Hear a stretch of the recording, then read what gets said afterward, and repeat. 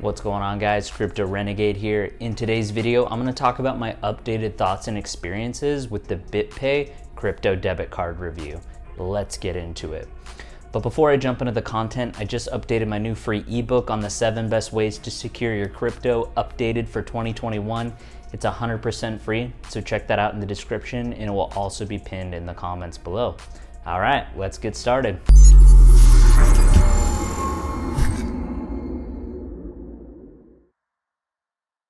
Welcome back. So in some of our last videos, we talked about some more Polka projects and its impacts on the crypto ecosystem.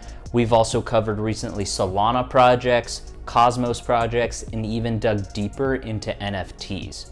Today, I wanted to do a follow-up to a video I filmed almost 2 years ago about using the BitPay debit card and all the questions I got about my experience with the BitPay crypto debit card. Now, before I start, as a disclaimer, this is not financial advice. I will not be answering any questions or address any tax-related questions or issues related to using this, as I'm not a CPA or financial advisor. With that said and out of the way, I'm mainly going to address the overall user experience and usability of this card from a practical standpoint for new or even veteran crypto users, because at the end of the day, this card is extremely useful and it's not a headache to use like other crypto cards that I've tried. If you are interested, there's a link in the description that will give you some free Bitcoin if you want to support the channel, if you also decide to use it. I'm going to briefly explain how it works and why I use it, and have been using it myself personally for over 4 years,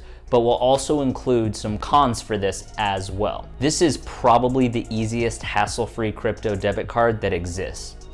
Now, I can't honestly say that I've tried them all like I have with hardware wallets. I've basically tried all of them, but this doesn't have any requirements to buy any altcoins to use it like Crypto.com's card does. And if you're a US resident, it's super easy. And in fact, once you download the BitPay app itself off of the iOS or Android store, it can technically be ready to use in as little as 5 minutes. The app itself doesn't charge any fees whatsoever. No conversion fees or markups, but as with any crypto transactions, there are minor or validator fees that always apply regardless. You can pay the $10 card fee needed to order the initial card, and you can pay that via crypto directly in the app. You can pay using any app you want, as a matter of fact, including the BitPay app directly. It's fairly straightforward, and signing up or setting it up only takes about 10 minutes or less.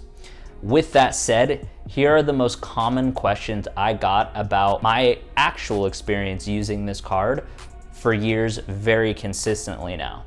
First, when I ordered this card years ago, they didn't have a chip in the card, which is required for some terminals to process or payment processors. There were some obscure restaurants and locations while traveling that would not actually accommodate this. So I'm glad to report that they've solved this problem. And of course, I've got the new card already that you see here on your screen. But even more importantly, recently they added Apple Pay for support, which is a huge deal for usability, as some newer businesses and payment processors wouldn't accept payment unless it was NFC compatible or Apple Pay compatible. Here is what BitPay had to say about this specifically. Quote, "The easy-to-use contactless digital payment option is available from within the BitPay app to millions of Apple Pay customers and billions of iPhone users. Apple Pay is not only available for in-app purchases, but contactless purchases in-store and online using your iPhone, Apple Watch, iPad, and Mac. Users can add the BitPay card to Apple Pay and make purchases wherever Apple Pay is accepted globally. In addition, customers without a plastic physical card can add virtual cards to the Apple Wallet via the BitPay app and are able to start spending immediately without having to wait for the physical card to arrive in the mail. From buying music and online games to paying for a ride, a pizza delivery, new sneakers, whatever, using the BitPay card in the Apple Wallet is a quick, secure, and safe way to pay for everyday and luxury purchases. Support for Samsung Pay and Google Pay is planned for later this year. BitPay currently supports Bitcoin, Bitcoin Cash, Ether, as well as 4 dollar peg stablecoins, USDC, GUSD, PAX, and BST, and most recently, Doge. Now, that was their official PR release, which is entirely accurate based on my experience. However, when I got the new card and added it to Apple Pay immediately following this announcement, the only real downside or annoying part that they failed to tell you there is that in order to activate this to start using on Apple Pay, they required me to call BitPay support on the phone, verify my identity, and manually approve it on their end. Now, depending on when you see this video, they may have improved or maybe even no longer require this manual process. But as of February 2021, this was the only friction that I experienced using this feature. As of some of the other questions I've had in terms of how to use it or how it works, first, you have to have one of the supported coins as an active balance in the BitPay app crypto wallet. Then you can preload any dollar amount from $1 all the way up to 25 grand at a time.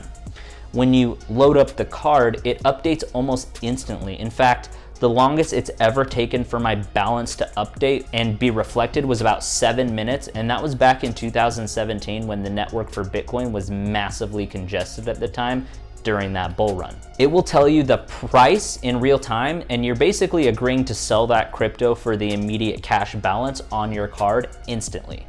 You can also add 2FA and require a password for this as well, including Touch ID or Face ID if you choose or want multiple factors. Now, before I get to the final section of explaining how the fees work, I wanted to address another question I got, which how it works with, or if it works with, PayPal, Venmo, Cash App, and other mobile payment apps as allowed payment methods.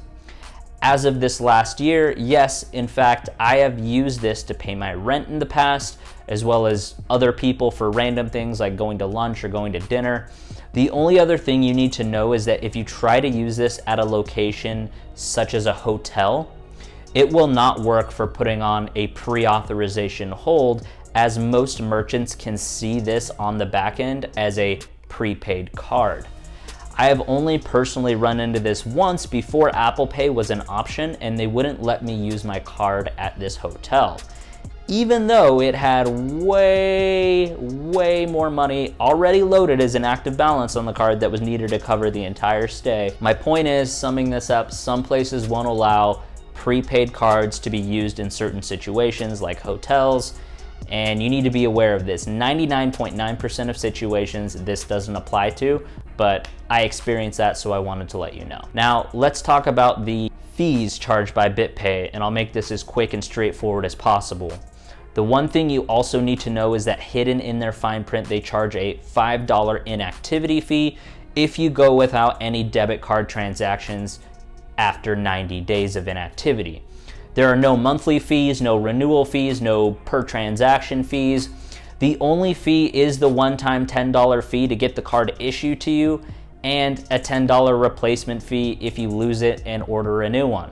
Honestly, it's pretty cheap and a good deal because they're only covering the cost of shipping and printing a new card if you screw up and break in or lose it yourself. Any other fine print details you want to comb through, you can access the link in the description below, but those are the only ones that have affected me personally after 4 years or more of use. So what do you guys think? Are you planning out on trying this BitPay debit card now? Let me know in the comments below, or if there's something else that you wanted to know that I didn't address specifically in this video. Go ahead and click right here to watch my old video I filmed on this exact topic 2 years ago to get an idea of how far this channel has come, as well as my experience using the same card 2 years ago in the top right corner. I will see you guys in that video now. Crypto Renegade out.